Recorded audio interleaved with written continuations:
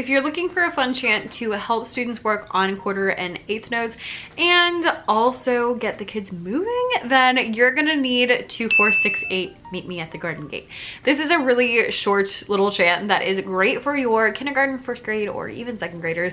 And it includes movement activities. It includes quarter, eighth notes, and eighth notes, and all of those good things. So let's talk about the actual chant, and then we'll talk about the hand clapping game, and then we'll talk about how I teach this in my classroom. Okay, first of all, the actual chant. So this one goes 2, 4, 6, 8, meet me at the garden gate.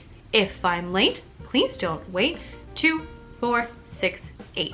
I have seen some people use this with So and Me on it, but the traditional is just the chant.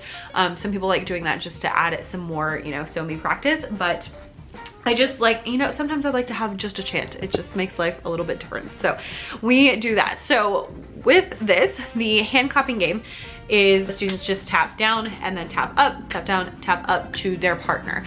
So I usually start by having them try this on their own. So we do down, up, and we'll say the chant. Then we'll go to doing that with a partner. So we'll stand next to a partner, we tap our legs, and then tap the partner's hands to keep the steady beat. Now, that is great, but it wasn't quite enough for me. So I also came up with a level 2 version of this. And so our level 2 version, the Becca version, is on line 1, we'll do 2, 4, 6, 8, like normal. On line 2, we clap the rhythm, meet me at the garden gate. On line 3, we grab our partner's hands and circle around them. And so it's, if I'm late, please don't wait. And then we do back to the original, 2, 4, 6, 8. And this is just much more interesting and much more fun. And especially if you're gonna use it with first graders or second graders, like it's just a good, like to have something a little bit more complicated than just the traditional like down, up, down, up, down, up. So I like to first teach the original and then teach kind of the level 2 because it just adds a little bit more fun. Now, when I am teaching this, I like to, first of all, I like to use the lesson pack that I have up in my TPT shop. It includes a Google Slides that has all of like exactly how to teach it with the lyrics and with all sorts of different fun things. It includes like make your own garden rhythm situation and printable like worksheets that you can use with your kiddos, which are always helpful, especially for centers or sub plans. And all of those things I will link down below. You obviously don't have to have them, but they do make your life so much easier just to have them all done. Makes my life a lot easier just to have them all done. So highly recommend. But to teach this, what I like to do is first I'll teach it and we'll introduce the clapping game. So we'll just do down, up ourselves. Then we'll do it with our partners. Typically I have them switch partners a couple times, by the way, because inevitably the first time you do it, you're not gonna have everyone with their best friend in the world. And so in order to have people, like nobody feel grumpy about who they were partnered with, I like to have them do it a couple times with a couple different partners. And that just kind of takes the sting away from, you know, not getting your best friend the first time, which is a really big deal when you're 6, which I totally understand because I would rather do this with my friend too. So I get it.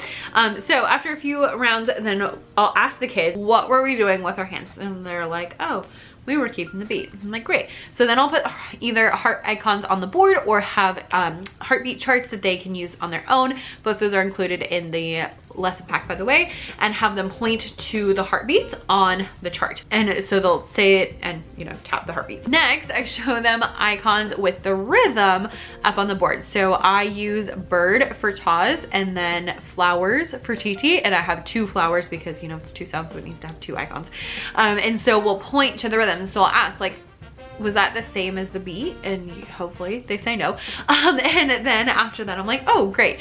So this time it was a little bit different because now we're matching the words instead of matching the beats. So when I have 1 icon, it's 1 sound. When I have 2, then it's 2. Usually I use this one in the spring. So like we've already kind of gone over beat versus rhythm a little bit so they understand that. But if your kids don't, then you can go check out my video about beat versus rhythm and teaching that and use that instead. So then I'll ask that, like, so first I'll usually like, was that the beat? And I'm like, no. I'm like, oh, okay, so it's matching the way the words go, it's matching the rhythm depending on, you know, what they know. And then I'll show them just an icon of the bird and I'll be like, all right, what's this? They're like, bird. Okay, how many sounds is bird? They're like, one. Like, okay, so it's one sound on one beat. What about flower? How many sounds is that? Or how many syllables is that? And it's two. I'm like, great. So in music, we have different rhythms that show us when we have one sound or when we have two sounds. So here's what a quarter note looks like. I don't call it a quarter note yet, but here's what ta looks like. Ta is one sound on one beat. And by the way, I'm not a stick notation person, so this doesn't work if you're stick notation. But if you are a regular notation person, I tell them, okay, how many sounds does ta have? One. All right, how many dots does ta have? One. Okay, so it's one sound because each dot is a sound. One sound on one beat. How many sounds does TT have? Two. How many dots does TT have? Two. Because TT is two sounds on one beat. So every dot is gonna be a sound. So that's been a really helpful connection to make for them. Show them those two, and then I'll put some rhythms up on the board and we'll echo them. So I'll say rhythm, they'll say rhythm, we'll do it back. I like to do about 3 of those, and then I'll say, who thinks they can tell me what this rhythm says, and throw one up on the board, and then they get to try to see if they can figure it out. And they don't always get it right the first time, and that's totally fine. We'll, you know, say, you know, oh, that was close. Do you want to try it again? Do you want someone else to help you? But eventually they'll start being able to read them, and that really helps them to get a lot more engaged and excited and take more ownership of the learning. Because if I'm just, you know, saying them and they have to echo, then they don't actually have to look at the rhythms to figure it out themselves. So this way they figure it out themselves. Also, after I ask, I always give about 10 seconds to give them some time to look at it. I don't just call on the first person. I give them a few seconds to look at it and think about it before I call on anybody.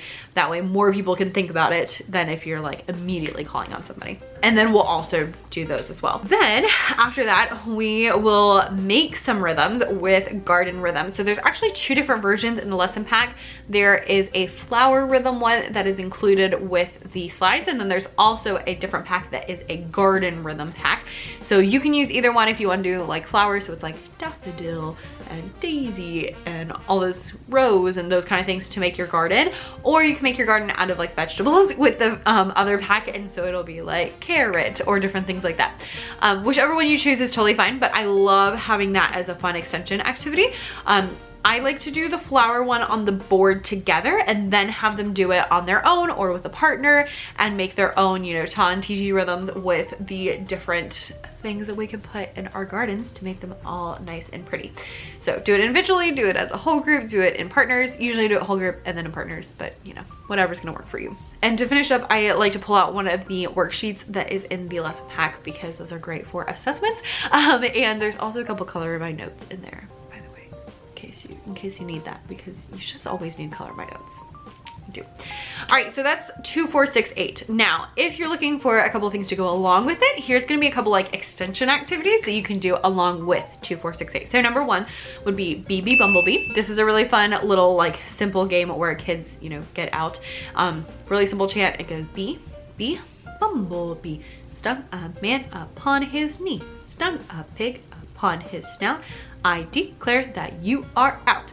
I have a little bumblebee puppet, and so I put him actually on the end of a mallet, and we go around, and the beekeeper gets to tap people on their backs as they go around. Whoever they land on is the new beekeeper. You could also do is out, but I just do they're the new beekeeper, no one's out, and it just makes life much easier when you have little kindergartners.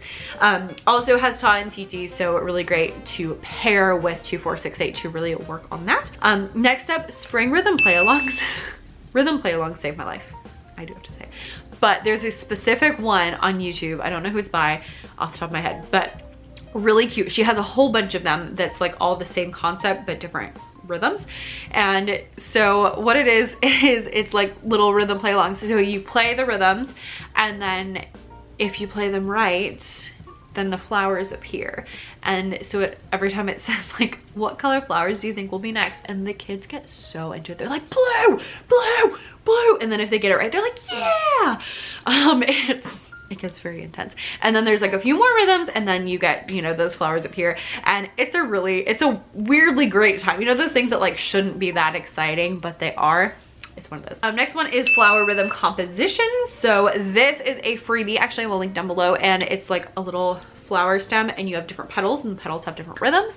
And they're, I have like 1 rhythm per sheet, so you can print out just the quarter and eighth notes, or you can print out the half notes, or you know, whatever. And there's a ton of different rhythms, so you can use them with all your kiddos, but we're talking about 2, 4, 6, 8 right now. So cut out the quarter notes and the eighth notes, and use the little petals to make a little rhythm on the flower. So just put it like around the stem to make a flower.